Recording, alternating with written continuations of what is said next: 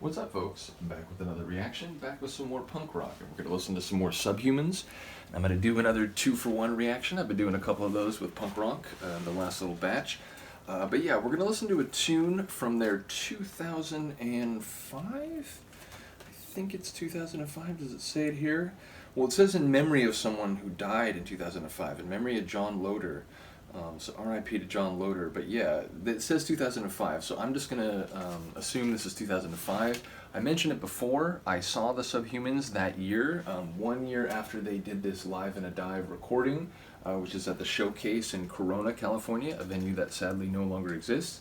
But yeah, this is the Live in the Dive album, or Live in a Dive album. Which I think is from 2005 itself. So I think maybe this is 2006, because here's the thing. When I saw them in 2005, oh, that's right, yeah, this is from 2004, and then I think I saw them in 2005, and when I saw them then, they talked about how they had an upcoming album that was going to feature this song. Like basically in the middle of their set list, they sort of announced like, "Hey, this is a song from our upcoming album." I don't think they said it by name. I don't think they said from Internal Riot, but I think it was just about to come out. So I'll put it in the comments. But this has got to be either the second half of '05 or the first part of 2006. But yeah, we're going to listen to the studio version from Internal Riot of a song called "This Year's War." Then we're going to listen to from 2004. A live performance of This Year's War on the Live in a Dive album. So, yeah, it's a tune I very much enjoyed, and I was like really excited because not only was this like a lifelong sort of goal realized, seeing the Subhumans, because they were maybe like the third or even the second punk band I really got into after Propagandhi. So I got EPLP first, absolutely loved it. Then I got The Day the Country Died, absolutely loved it. I didn't get the like combo Rats and Time Flies, which I've seen that CD, but I heard some songs from it because a friend of mine had it. So yeah, by the time you get to the end of the '90s, I was really into the Subhumans as much, if not more, than basically any other punk band. Again, Propagandhi, Bad Religion, Operation Ivy, like right there. But the point is, I became a huge fan of Subhumans. So fast forward to '05, and it came across my radar that or no, that's right, I got this and I was like, wait, they played California, they played a show like maybe 45-minute drive for me like last year. I didn't even know, but happily I quickly found out that they were doing another show at the same venue. So I went and saw them with, I think, yeah, with my girlfriend at the time. That's right. Who was also a fan of Subhumans. Like Bad Brains was more her like favorite like punk band, but yeah, she did also like Subhumans, and I think Citizen Fish too, which is another band fronted by Dick Lucas. But yeah, so we went and saw him, and again, about like 5 or 6 songs into the show, Dick was like, "Hey, this is a song from our upcoming album. It's called This Year's War," and he talked about the way in which it referenced and that it referred to the way that people who run countries, people who have like great ambition, great avarice, and often like great malintent toward their perceived enemies and so on, they'll conjure up any excuse to justify military action, invasion, humanitarian intervention, and so on. Often, more about resource extraction or geopolitical strategic control in an area, and influencing the outcomes and possibilities of other countries. So yeah, it's a way that like this year's war. Well, what is the war about this year? Is it about getting oil from this place? Is it about like asserting regional dominance, and because it's like our political sphere, or our backyard of political dominance and so on. And again, the way that like greedy and power-hungry people will always find justifications, in scare quotes, for military endeavors that they see as either enriching themselves and maybe the companies that they have close relationships with and so on, and that it's sort of like a reciprocal relationship. I'll pat your back and you'll pat my pocket. And so yeah, it's a song chastising that cycle, that sort of military industrial complex, and its ramifications in the real world for vulnerable people around the world, in all countries. So yeah, it's a song that speaks to the sort of like disposition of many humans. I don't actually think that like human nature is violent per se. Human nature, if anything, is plastic. It's flexible. People if human history shows anything, it shows that humans are adaptable to a large number of situations and contexts, like politically, culturally, socially, environmentally, in terms of like the actual physical ecosystem. Yeah, humans are very plastic, and so there are all sorts of situations where people not only may go their entire life without engaging in any meaningful violence, but there are, organizations, excuse me, and like ideological movements that are devoted to an absence of violence, not just negative peace, meaning the absence of outright violence, but positive peace, like, establishing connections and communities that work as safeguards against the possibilities of violence.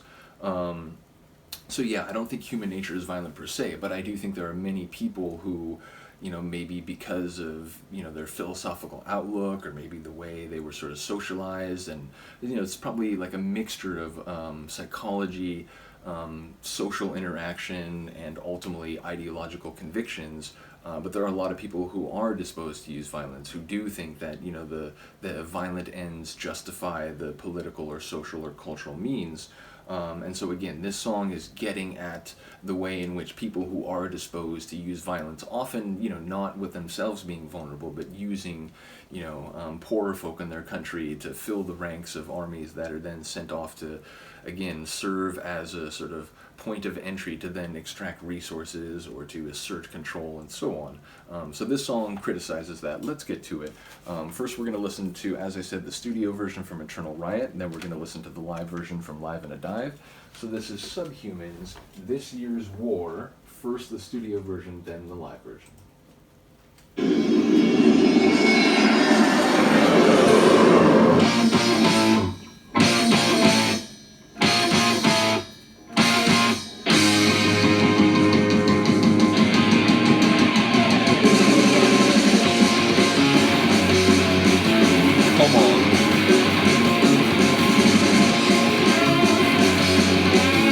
Notice Dick's voice is deeper. Let's war the headlines, let's war the heads. By this point. The feed us till we're overfed. We're not hungry anymore for your diet of war. Malnutrition for the global war. We're not hungry anymore for your diet of war. Malnutrition for the global war. I'm being cursed for nothing worse than living on the pipelines.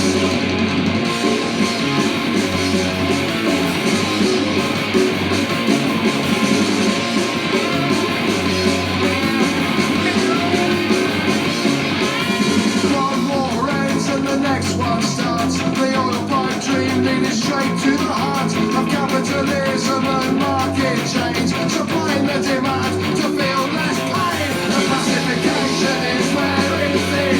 Global domination has its cost. When culture's lost, then no one wins. It's no surprise when the bombs go off. This is war. This is war.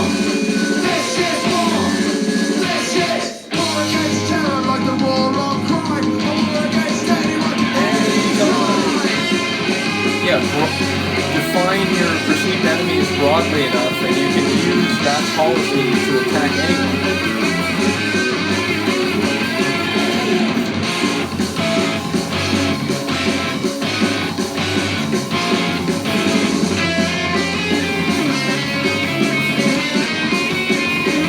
More like psychedelic, wicked Subhumans guitar. The invisible enemy could be you. Now we live in a world of total strangers. Living tasted is who trust who.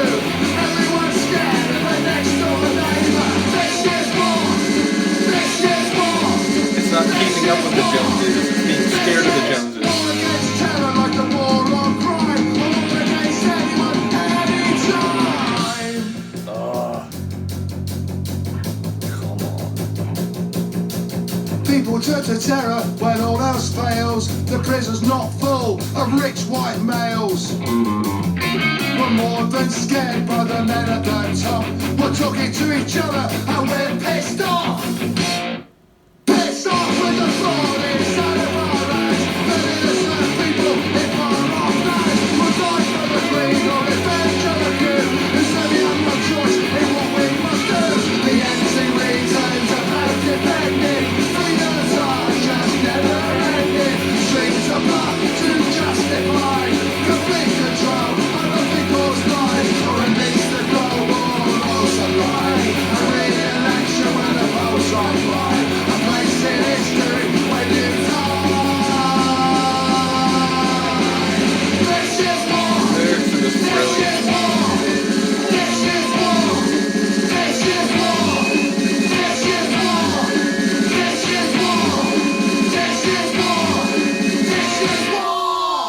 moral imperative he's saying.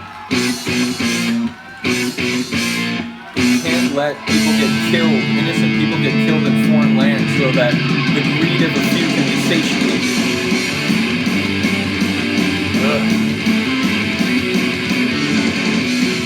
Same intro but with like a bit more oomph.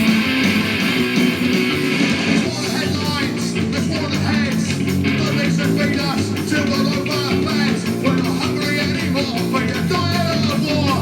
Malnutrition for the global. Yeah, I'm on a no war diet.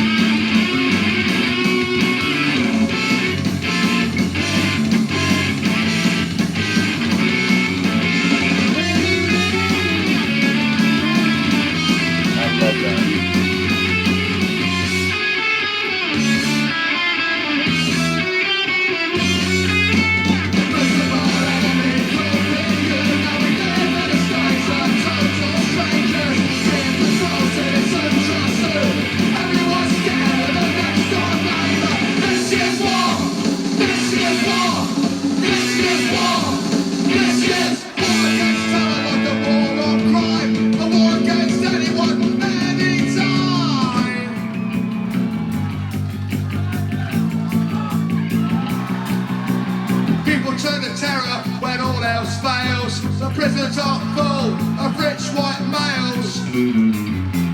We're more than set by the men at the top. We're talking to each other and we're pissed off. Pissed off with authorities and the bars. And innocent people involved on those who die for the greed or revenge of the few. Greed or revenge of the few, right.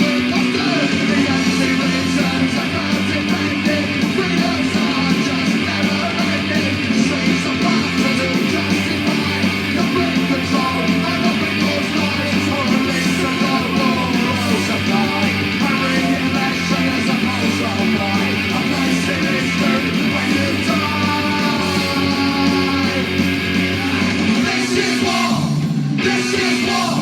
This is war. This is war. This is war! This is war! This is war! This is war! Thank you. Yeah, shout out to Dick and the rest of the guys. I really do enjoy it. Like I said at the beginning of the studio version, you can tell by the early 2000s, that Dick didn't have the same voice that he did 20 years earlier. And it's funny because there's still, they still play shows and so on. And this is like, I don't know, 16, 17 years now after this, which was like more than 20 years after they got started. Crazy. But yeah, you can tell like over time, Dick, his voice got like a lower vocal register. So it has a bit more like ferocity, whereas like when he's younger, it's a bit higher and like more like, scratchy and kind of like ragged, which I enjoy. Again, they have that awesome sort of like gutter anarcho-punk sound, and that voice works perfectly with it. But yeah, by this time it has a slightly different sound, a bit deeper, a bit heavier, so I enjoy it. I enjoy both, I enjoy all phases of their work, but it just stands out to me as I listen to this versus listening to stuff from like 80, I was going to say 80, 85, by which I meant EPLP. My apologies to both Bad Religion and Subhumans. But yeah, let me know what you think of this tune. Let me know if you enjoyed the live version more or the studio version. I've listened to the live version a lot more. But yeah, I really do enjoy the studio version. I think that breakdown part about, that opening line, people turn to terror when all else fails, I think that part sounded even more epic in the studio version. So yeah, let me know what you think. Other than that, I will see you next time. Peace.